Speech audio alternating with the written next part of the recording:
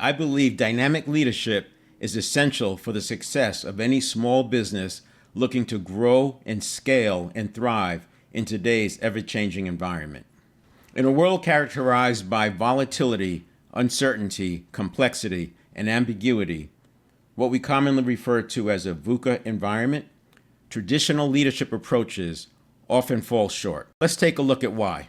Before I start, just for context, I want to look at small businesses as 1 to 400 employees. I cut it off there because there are always going to be exceptions. But once you get much above 400, you start getting into this area where you're more likely to have complexity at the decision-making level.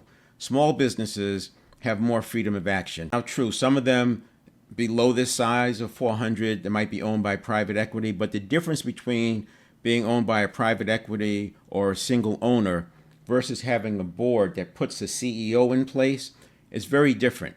See, the small business owner leads downward. They lead their team. Of course, they have to pay attention to customers. If you're a small business owner and you're looking at some best practices for someone who was assigned to a position and then their leaders were actually put in place by the board or at least approved by the board, you can see there's some complexities versus when you have the sole decision making. Now, that doesn't mean dynamic leadership won't work above the 400, but there's those other considerations of leading and managing upward and sideways, and dynamic leadership helps with that as well. It's just different. Now, when I talk about growing and scaling, they go hand in hand. Anyone who's been running a business knows that constant tension as you grow, you then need to scale to keep up with the fulfillment.